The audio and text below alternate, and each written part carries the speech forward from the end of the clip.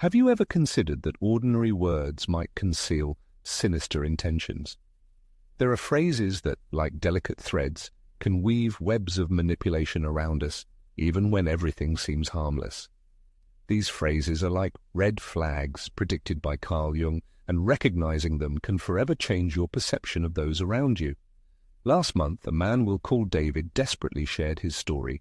He realized he had been a victim of manipulation by his partner for 6 years. He was tormented by the question, how could he have missed the obvious signs? The answer was astonishing. It turns out that manipulators use specific phrases that bypass our conscious perception, phrases that Carl Jung identified almost a century ago. Jung discovered that manipulators resort to predictable linguistic patterns that have remained unchanged throughout human history. What's frightening is that these phrases are constantly present in everyday conversations, hiding in plain sight. Now, we will reveal 5 specific phrases that, according to Jung's research, are unmistakable warning signals, instantly exposing a manipulator. Once you hear them, you will unmistakably understand what is really happening. But be careful. Once you learn to recognize these patterns, you will never be able to forget them. You will start noticing them everywhere, even in the speech of those you thought you could trust unconditionally. But before we get to specific examples, let's understand what manipulation is from Jung's perspective. Did you know that 93% of communication is nonverbal? And yet, manipulators use the remaining 7% of verbal communication with surgical precision. Consider, for example, the story of Anna, who, despite her high intelligence, repeatedly found herself in toxic relationships. One day she noticed that her partners used the same phrases just before doing something that hurt her. In the public consciousness, manipulation is often seen as deception or pressure. However, Carl Jung delved much deeper into the essence of this phenomenon. He argued that true manipulation unfolds at the level of the subconscious, affecting not only beliefs, but also the very structure of reality perception. Jung introduced the concept of shadow projection, describing the mechanism by which a manipulator transfers their own hidden motives onto another person, placing on them the emotional burden that rightly belongs to the manipulator themselves. This leads to the emergence of a psychic infection, where one person's distorted vision of reality becomes another's reality. Think of moments when, after communicating with someone, you felt confused, insecure, or unreasonably responsible for other people's problems. These feelings are not accidental, but are the result of interaction with a master of psychological manipulation. Recognizing these feelings indicates a high level of emotional intelligence. People who are immune to manipulation tend to have less developed empathy. The paradox is that the higher the emotional intelligence, the more vulnerable a person becomes to manipulation. Research from the University of Warsaw confirms that people with developed emotional intelligence tend to trust others, making them a target for manipulators who use this trait with surgical precision. In today's information-saturated world, natural psychological defenses are weakened. Social networks have accustomed people to superficial communication, making them more susceptible to ancient manipulation techniques. In this context, Jung's understanding becomes particularly relevant. The vast majority of people are unaware that the roots of manipulation lie in the so-called shadow, according to Jung, in those repressed aspects of personality that operate independently, often outside the field of consciousness. This explains the fact that many manipulators are not even aware of their actions, so natural do their techniques seem to them. However, there are phrases like psychological X-rays that can instantly expose those who have been hiding in your environment for years. One such phrase is, "I'm telling you this honestly." At first glance, it's a harmless statement, but it reveals the manipulator's deep strategies. Jung noted that manipulators often hide aggression behind a mask of virtue, using honesty as justification for their words. They seem to be building a shield to protect themselves from any possible reaction. According to the Jungian understanding of the shadow, what is actually happening is a projection of the manipulator's own insecurity. They use honesty as a cover for making judgments, criticism, or establishing control. When someone prefaces an unpleasant statement with "I'm just being honest," they're essentially saying, "You have no right to be upset by what I'm about to say." This tactic sets a trap. Disagreeing immediately casts you as being against honesty. The manipulator takes the moral high ground while simultaneously attacking you. When confronted with this phrase, carefully consider what follows. Is it genuine feedback offered with empathy, or is it unsolicited judgment? Carl Jung advised paying attention to your feelings after the conversation. True honesty leaves a feeling of respect, even if the message is difficult. However, this is just the beginning of the manipulation. The next phrase reveals an even more insidious tactic. When someone tells you that you're overreacting, they're not trying to understand your concerns. They're dismissing your entire emotional response as invalid. Jung argued that emotions are messengers, conveying valuable information about our experiences. By dismissing your emotional reaction, the manipulator tries to sever your connection to your own internal navigation system. What makes this phrase particularly sinister is the shifting of blame, like a magician misdirecting your attention. The source of the problem changes. It's no longer the manipulator's reprehensible actions causing distress, but your personal reaction to those actions that becomes the target. This is a clear example of projection, a mechanism described by Jung, where the manipulator, unable to cope with their own feelings, projects them onto you as if onto a screen. The next time you hear the phrase about overreacting, remember, healthy people don't question your right to your feelings. They try to understand your concerns and treat them with care. Moving on to the third phrase, we enter the realm of hidden agreements, where noble deeds become veiled weapons. This statement exposes what Jung would call a martyr complex, a manipulative tactic where someone keeps a secret ledger of good deeds, expecting unconditional obedience in return. True generosity, according to Jung, knows no obligations. As soon as someone starts listing their good deeds, they cease to be such, becoming instruments of control. Deep within human relationships lies an insidious tactic employed by manipulators who cleverly use past actions, often presented as pure generosity, to create debts that the victim never agreed to. These individuals establish an unspoken agreement where personal freedom and independence become the price for previously rendered services. Healthy relationships thrive on mutual respect and selflessness, not cold calculation. When someone constantly emphasizes their good deeds, they inadvertently reveal a transactional approach to relationships, which Carl Jung unmistakably identified as a sign of immaturity and a lack of awareness.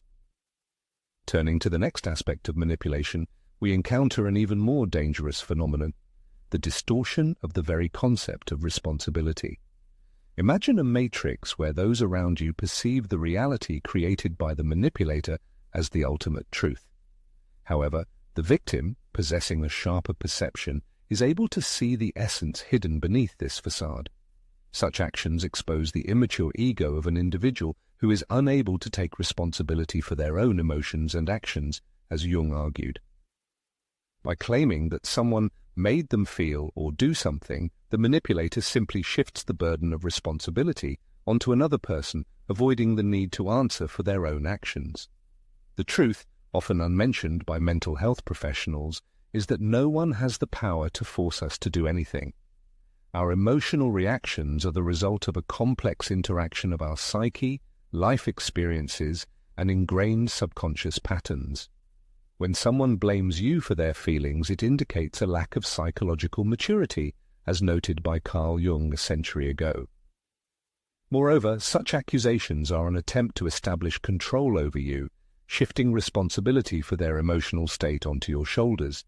This creates an impossible burden, where you are expected to manage not only your own emotions, but also those of others.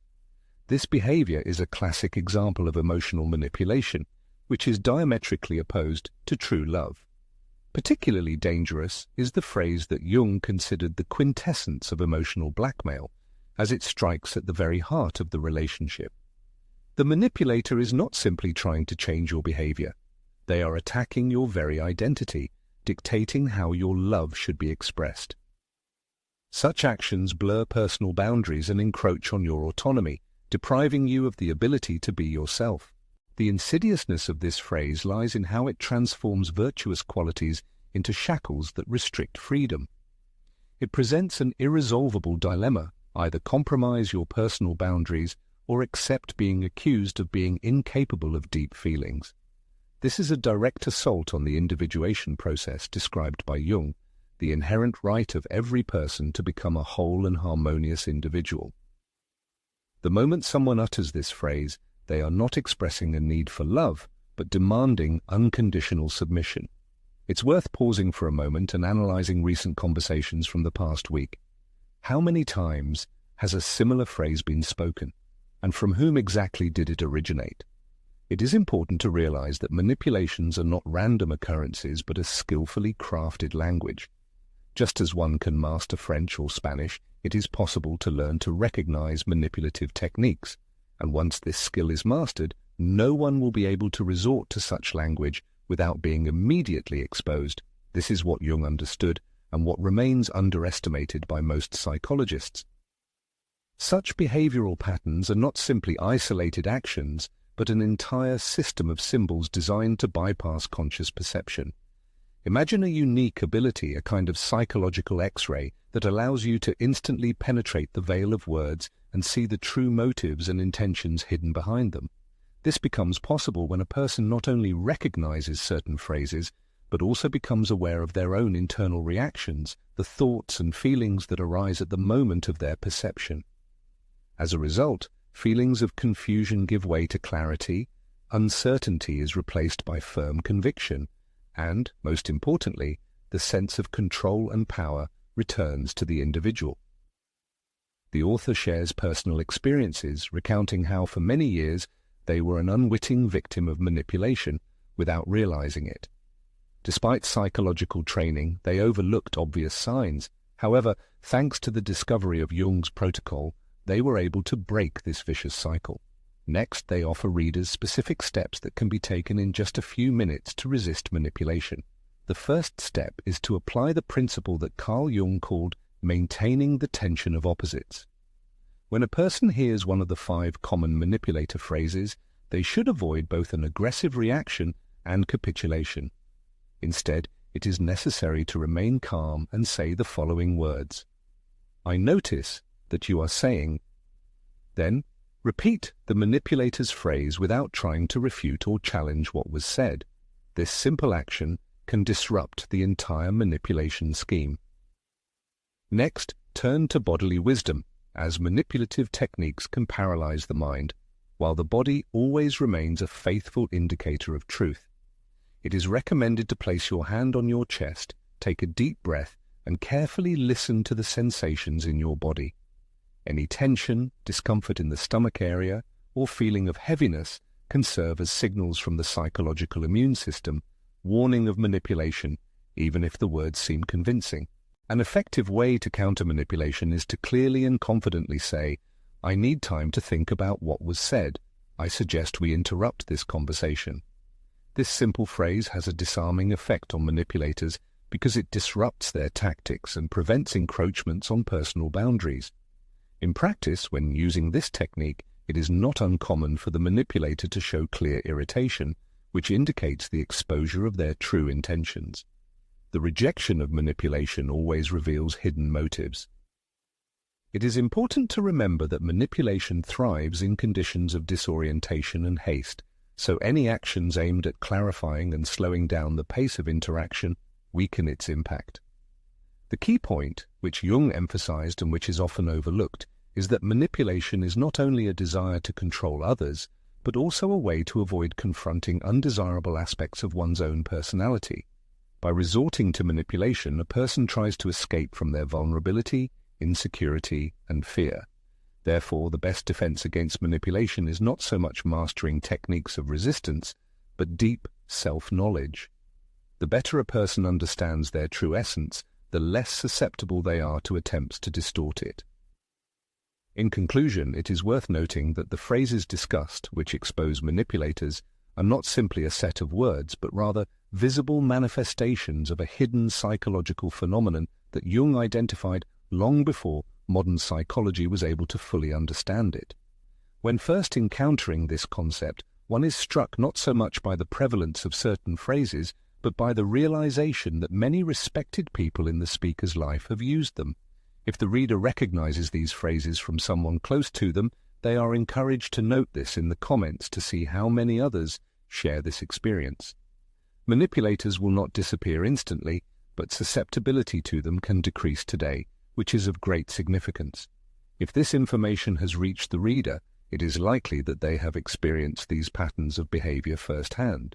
It is important to know that they are not alone and that it is not their fault.